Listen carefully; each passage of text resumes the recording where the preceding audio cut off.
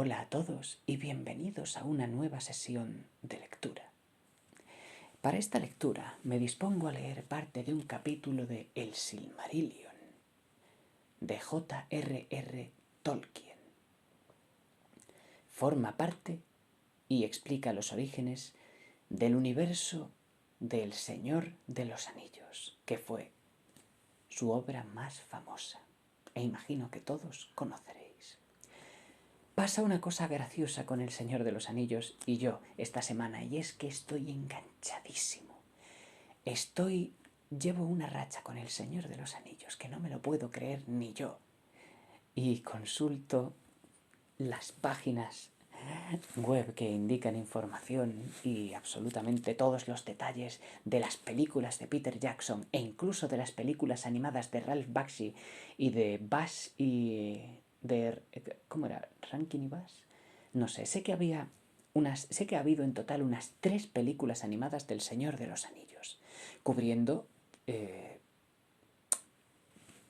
acontecimientos ocurridos en la Comunidad del Anillo, las 2 torres y el Retorno del Rey, así como El Hobbit. Sin embargo, las películas animadas de Rankin y Bass, que recuerdan más a animación japonesa y anime, cubren únicamente El Hobbit y el Retorno del Rey, mientras que la película de animación dirigida por Ralph Bakshi solo cubre la Comunidad del Anillo y parte de las 2 torres. Todos estos detalles y este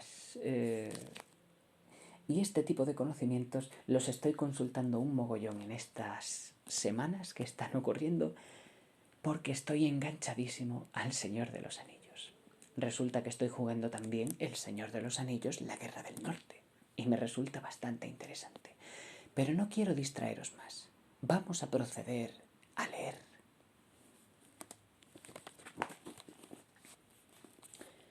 Capítulo 13. Del retorno de los Noldor.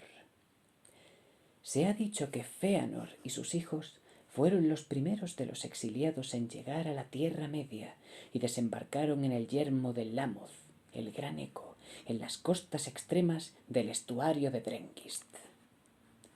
Y al poner pie los Noldor en la playa, sus gritos chocaron con las colinas y se multiplicaron, de modo que un clamor de incontables voces poderosas llegó a todas las costas del norte, y el ruido del incendio de las naves en Losgard se trasladó por los vientos del mar, como el tumulto de una cólera terrible.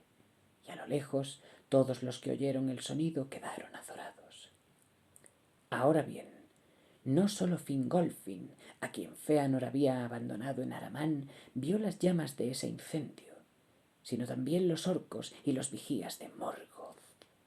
No hay cuento que diga lo que pensó Morgoth en lo íntimo de su corazón ante la nueva de que Fëanor, su más amargo enemigo, había traído consigo un ejército del oeste.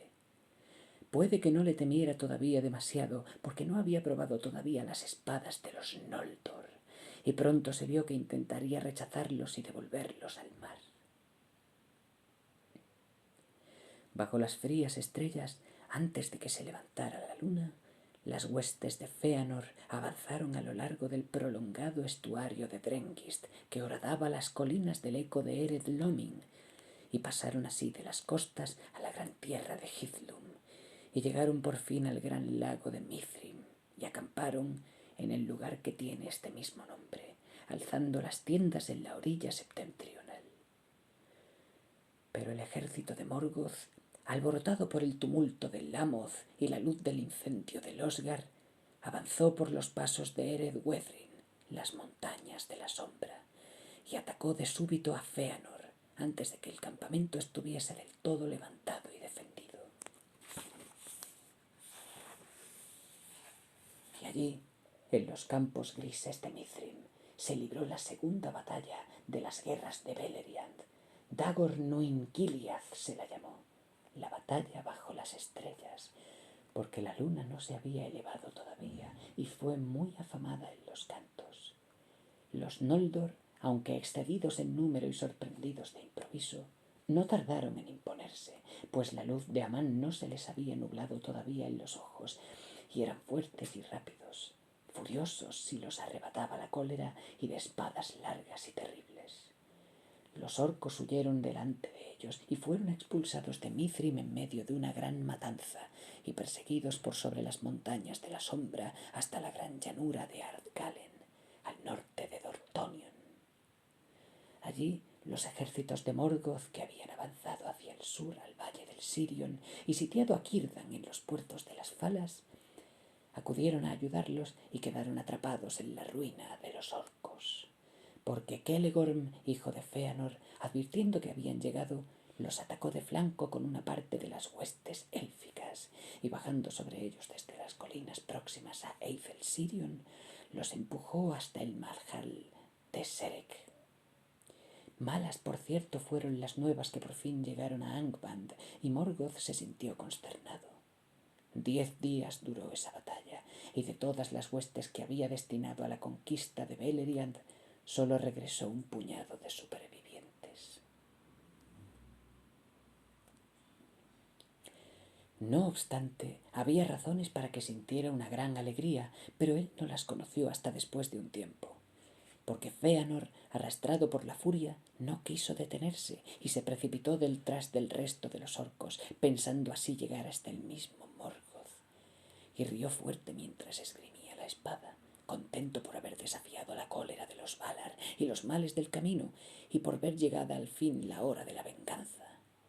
Nada sabía de Angband ni de la gran fuerza defensiva que tan deprisa había preparado Morgoth. Pero aun cuando lo hubiera sabido, no habría cambiado de planes, pues estaba predestinado, consumido por la llama de su propia cólera. Así fue que se adelantó demasiado a la vanguardia de su ejército, y los siervos de Morgoth se volvieron para acorralarlo, y de Angband salieron unos Balrogs que se sumaron al ataque. Allí, en los confines de Dor Daeveloth, la tierra de Morgoth, Fëanor fue rodeado junto con unos pocos amigos. Largo tiempo continuó luchando inquebrantable, aunque estaba envuelto en fuego y con múltiples heridas, pero por fin lo echó por tierra Gothmog, señor de los barros. Disculpad. Largo tiempo continuó luchando inquebrantable, aunque estaba envuelto en fuego y con múltiples heridas, pero por fin lo echó por tierra Gothmog, señor de los Balrogs, a quien mató luego Ecthelion en Gondolin. Allí habría perecido si en ese momento sus hijos no hubieran acudido a ayudarlo, y los Balrogs lo dejaron y volvieron a Angband. Entonces los hijos levantaron a su padre y lo cargaron de vuelta a Mithrim. Pero al acercarse a Eithel Sirion, Fëanor ordenó que se detuvieran porque estaba mortalmente herido y sabía que le había llegado la hora.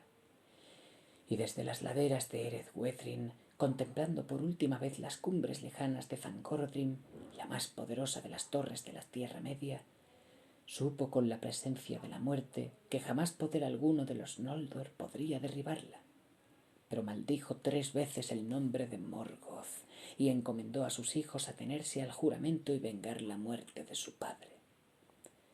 Entonces murió, pero no tuvo entierro ni sepulcro, pues tan fogoso era su espíritu que al precipitarse fuera dejó el cuerpo reducido a cenizas que se desvanecieron como humo.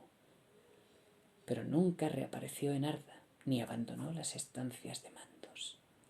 Así acabó el más poderoso de los Noldor, por cuyas hazañas obtuvieron a la vez la más alta fama y la más pesada aflicción.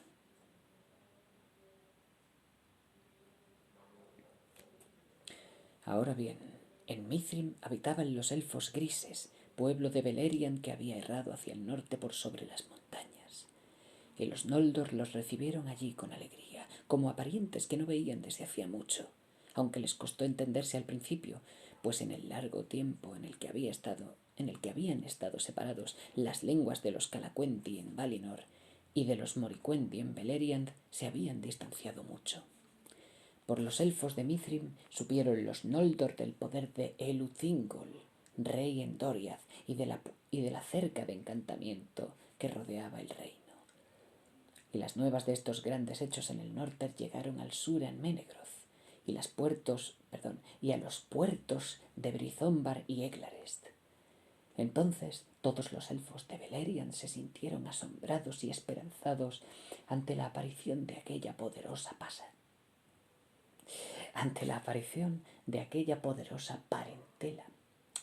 que regresaba imprevistamente del oeste a la hora precisa y oportuna, y en verdad que al principio los tomaron por emisarios de los Valar que venían a liberarlos.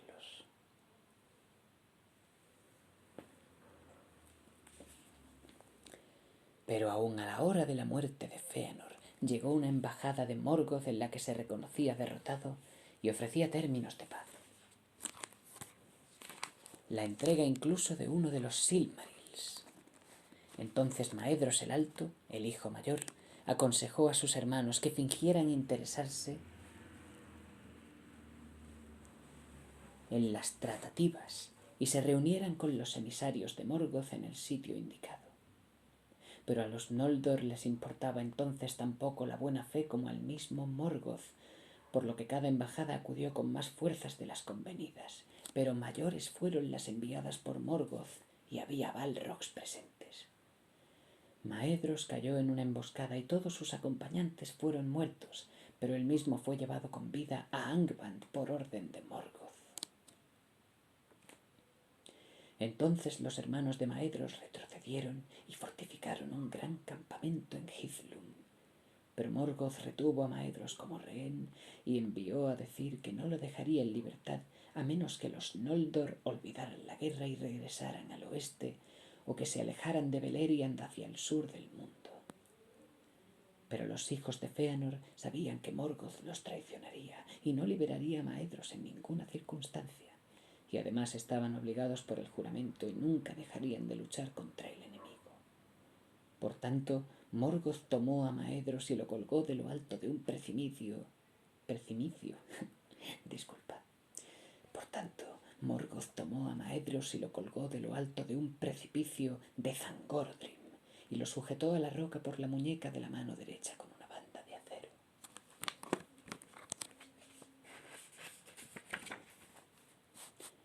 Ahora bien, llegó el rumor al campamento en Hithlum de la marcha de Fingolfin y de sus seguidores que habían cruzado el hielo crujiente, y todo el mundo estaba entonces asombrado por la llegada de la luna.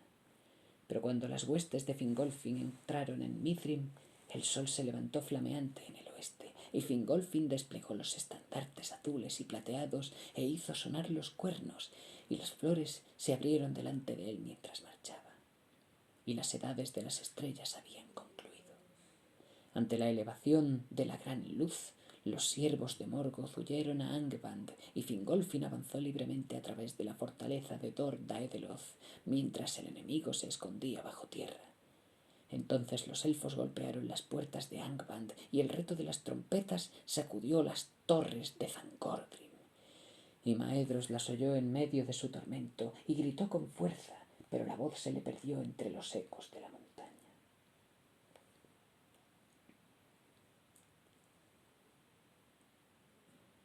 Pero Fingolfin, de otro temperamento que Fëanor y cansado de los engaños de Morgoth, se retiró de Dor Daedeloth y volvió hacia Mithrim, porque había oído nuevas de que allí encontraría a los hijos de Fëanor, y deseaba también tener por escudo las montañas de la sombra mientras sus gentes descansaban y se fortalecían, porque había comprobado el poder de Angband y pensaba que no caería solo con el sonido de las trompetas.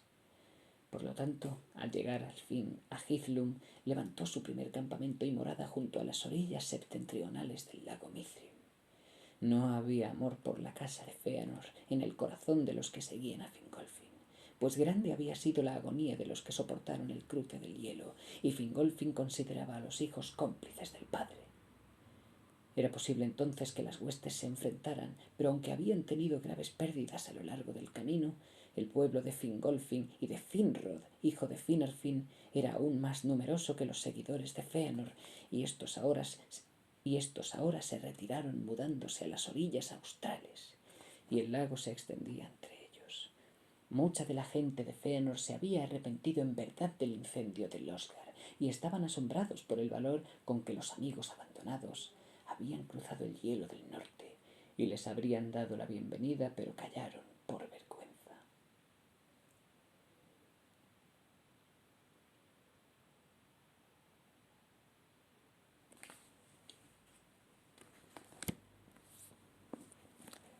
Sin duda, está bastante emocionante.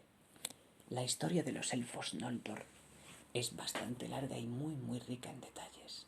Tanto que casi es muy complicado seguirla del todo. Es increíble que toda esta historia ficticia sea tan interesante como la historia real, pero en ocasiones es lo que sucede.